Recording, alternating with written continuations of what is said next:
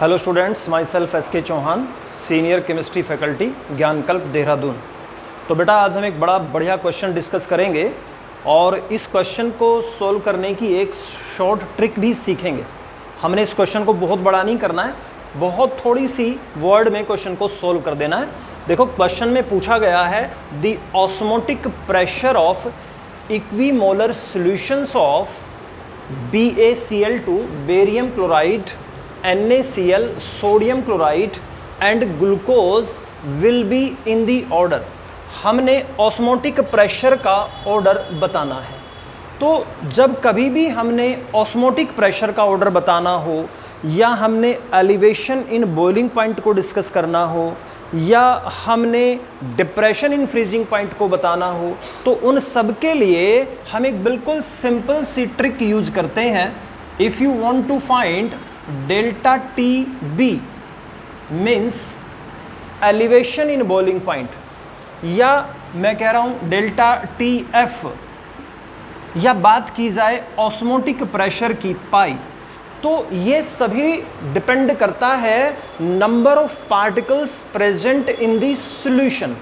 तो हमारे पास ये जो डिफरेंट सॉल्यूशंस हैं इनके नंबर ऑफ पार्टिकल्स के ऊपर डिपेंड करता है। अब ये जो ग्लूकोज है दिस इज नॉन इलेक्ट्रोलाइट। अगर नॉन इलेक्ट्रोलाइट होगा तो उसके नंबर ऑफ पार्टिकल्स जितने आप लेंगे सॉल्यूशन में उतने ही रहेंगे। कहा गया है सॉल्यूशन इक्विमोलर है, यानी सबकी मोलैरिटी सेम है। Then how we can find this delta TB, delta TF या पाई, इन तीन का मैं आपको बता रहा हूं। तो हमारे से तो पाई यानी ऑस्मोटिक प्रेशर का पूछा गया है, साथ में दो और भी बड़े आसानी से हो सकते हैं। तो pi is directly proportional to I into molarity, और कई बार इंस्टेड ऑफ मोलैरिटी दी होती है तो हम इसे ऐसे भी लिख सकते हैं pi i into small m molarity. दोनों तरह से कर सकते हैं।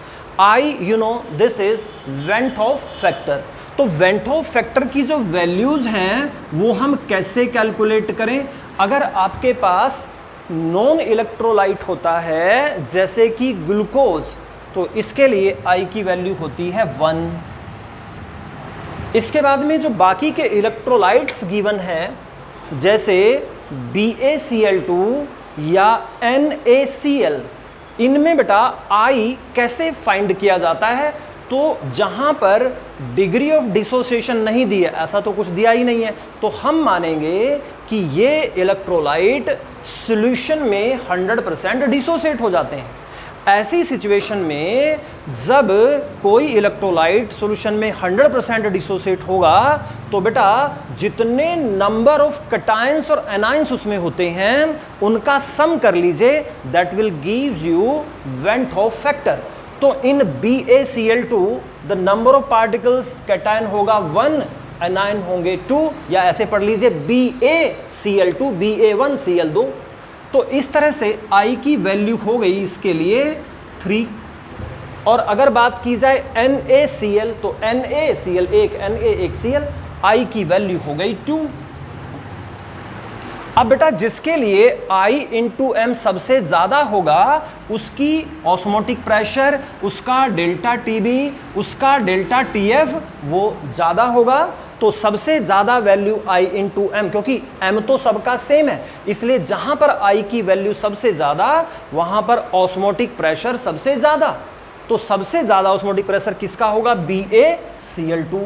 आफ्टर दैट I की वैल्यू 2 NaCl के लिए है, NaCl, और I की वैल्यू 1 ग्लूकोज के लिए है, दैट्स वाई ग्लूकोज।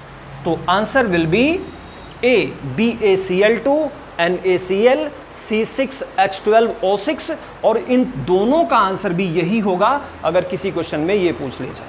इसी तरह की प्रॉब्लम्स के लिए ज्ञानकल्प से जुड़े रहिए। Thank you.